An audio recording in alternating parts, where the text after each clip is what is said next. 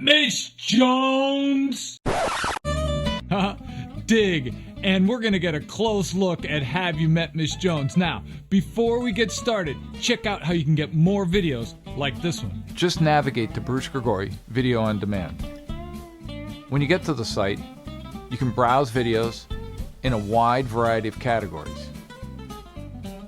Each video covers a different topic and has bonus content and supporting documentation. There's even a free trial option. Don't forget to use your promo code to get a discount off your first purchase. And the link for that promo code is in the description down below. Now, if you dig the video, throw it a like, hit the subscribe button, and don't forget to hit the bell notification because that'll let you know every time I upload a new video. So let's get started.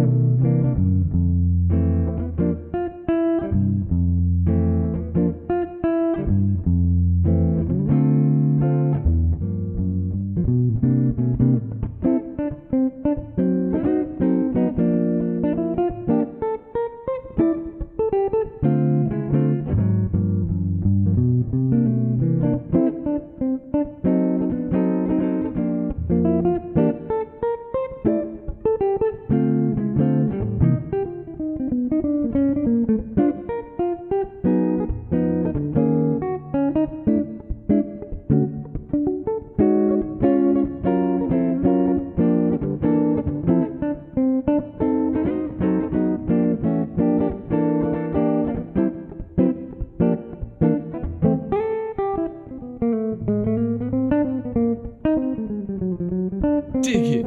Have You Met Miss Jones? What a fantastic tune this is. Written by Richard Rodgers. Now, this tune is a fantastic one to get our arms around. And we're going to take a little different slant on this lesson today, working on solo guitar playing. No backing tracks, no bass player, no drummer, no pianist, just you and the guitar. Now, that may seem a little scary to you, but it's something that you can pull off, and I know you can do it because I can do it. Now, when we think about solo guitar playing, it's really a focus on juggling. 3 parts of playing the guitar that you have to continually move on. It's a tactic that I learned from Joe Pass and studying him a lot. Of course, Barney Kessel and Pat Martino and other guitarists have used this approach as well. So when I approach a tune like Have You Met Miss Jones, what I'm doing is looking at the harmony and the melody in one big lump. Basically, I'm looking at how they fit together and what I can do to play and what might make it easier for me when I'm soloing over this by myself. So it starts on an F major 7. And basically what you have is that first chord. It takes it right to a G flat diminished. And we can think of that as a 6th chord or a D7 flat 9. That's the way I think of it anyway. So the first part of the melody is grabbing that A, and they fit together really, really well that way. And it goes right to a 2-5,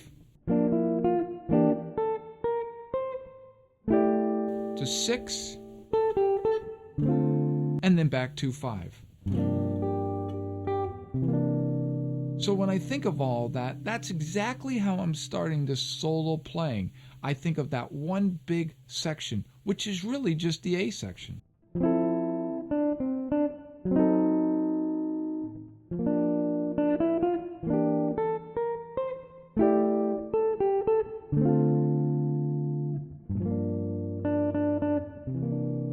And that's really the beginning of playing a solo piece like this. It really is just the tip of what we're doing. We're playing chords and melodies, and it's nothing more than that. When we get to the bridge is kind of like a mini giant steps. In fact, this is where Train got these ideas of giant steps and the augmented triad or the major third splits apart. This is a little bit more complex, and we get there by a 2-5 to B flat. So it sounds like this.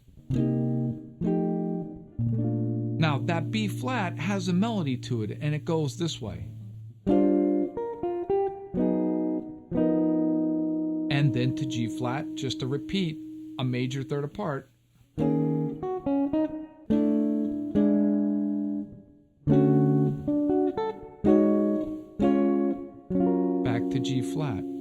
And that's the entire tune. That's the entire harmony and the entire melody.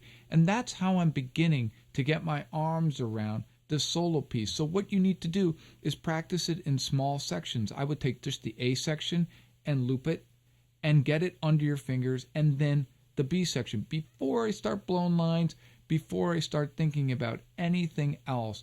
Because even though you may know how to blow over these changes really, really proficiently, you want to get your arms around how you can link these together. Check it out on this video.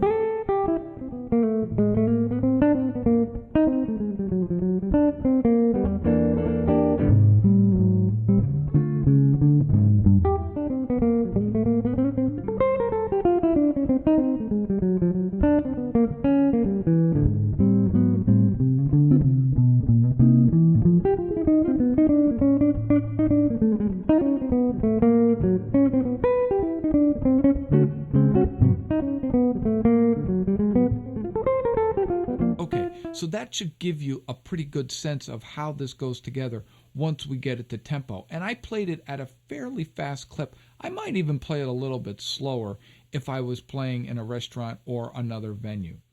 Now, I talked to you about juggling. Now, this is the key. There's where the special sauce comes into play. Juggling is something I learned from studying Joe Pass. Of course, Bruce Foreman talks about it a lot. Robert Conti talks about it a lot. A lot of really great chord and melody or chord melody solo guitarists talk about this a lot. And it's three things. The first thing is understanding the chords and knowing how to play chords when you're playing in a solo piece, in time, out of time, and different inversions. And that comes with practice.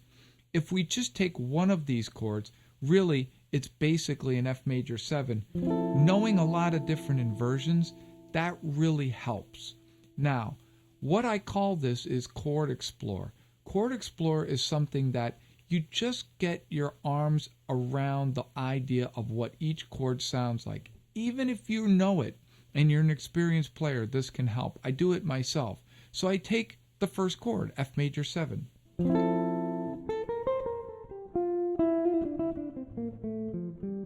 I know I'm using G Dorian or an F major scale. You can think of it that way. And I'm just getting the sound of that F major 7 in my head.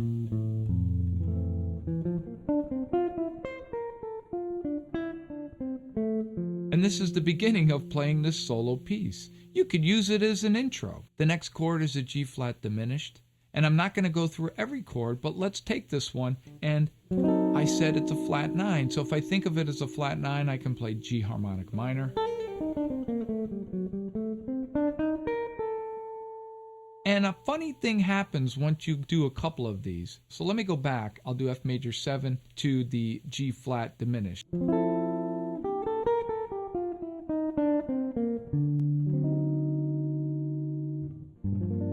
And you can start to hear where the chords are going to change, and they automatically start changing for you in your head. It's a really great thing. Practice it and you'll find out. And then the next chord is the 3, to 6, back to 2-5.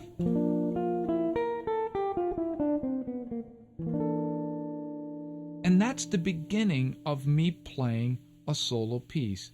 I have the harmony, I have the melody, and now I'm doing this Chord Explore where I go through every chord and I can do the same thing on the bridge.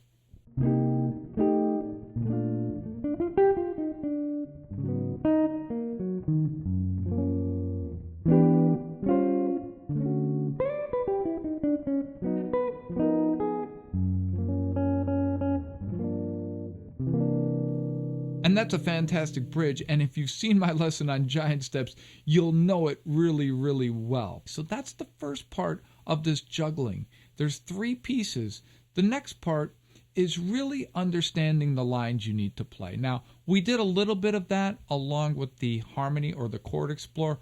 Of course, remember, I said chords and melodies, they kind of have to stay together.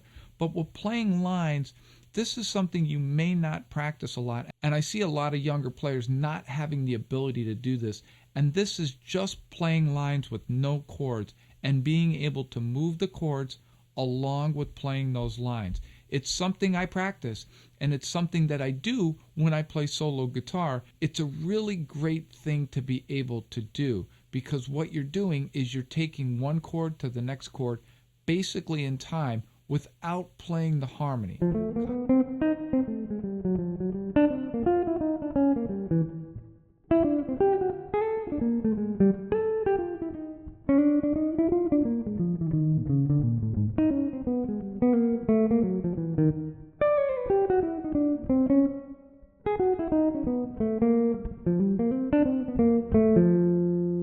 Now, the urge to play the change in there is there, and as guitar players, we're told to comp all the time. But in this exercise, you really want to stay strict to playing those melodies so that you can get them in your head just like the Chord Explore. And then we're going to work on combining those together. Those are two pieces that are essential. It kind of goes like this. Check it out.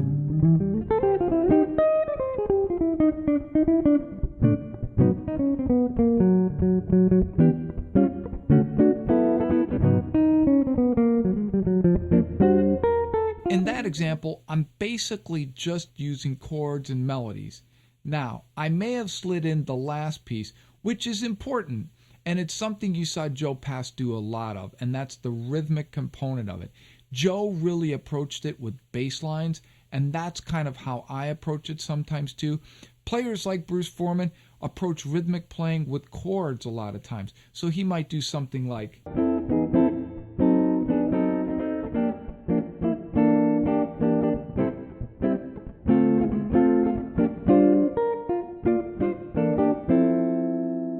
And that's something you saw Wes Montgomery do a lot of too, chord soloing. Now, I do some of that as well, and I think it's a great breakup. But many times I'd be playing bass lines, kind of like this.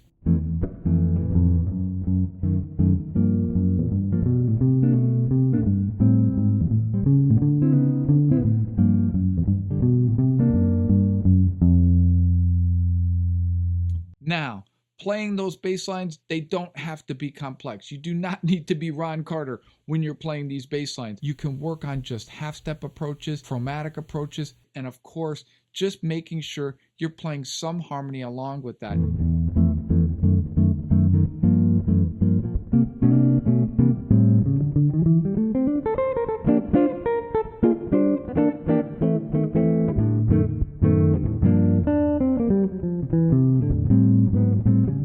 Now that I've got all of that, I'm kind of taking it back to that Chord Explore, but I'm trying to do some of all of it.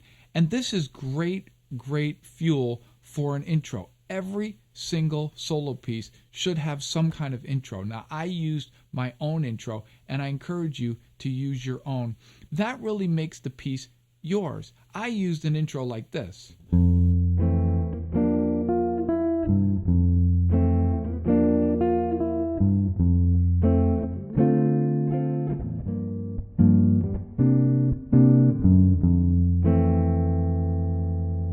And I like that intro because it's unique, but I could have easily done something like this.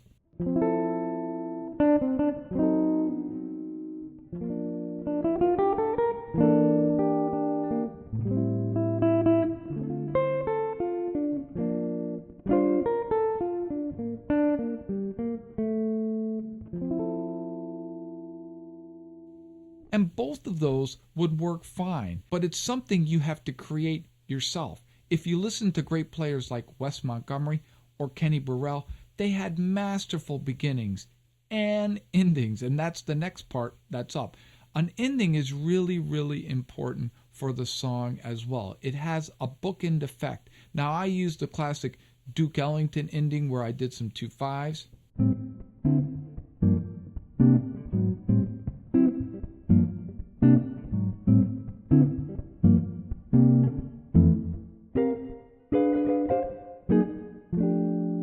And that's a great one, and it's a classic one. And of course, if you saw my lesson on the #1 jazz blues lick for guitarists, you could use that one as well.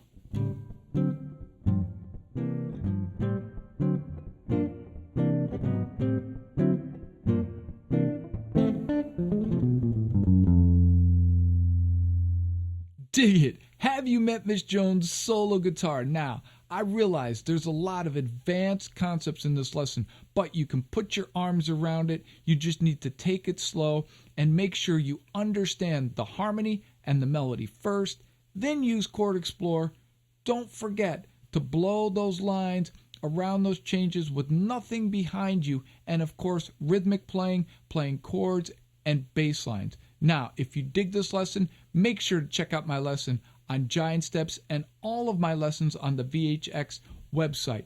Don't forget, the channel releases a video on Tuesday and on Friday. I will see you next time. Peace.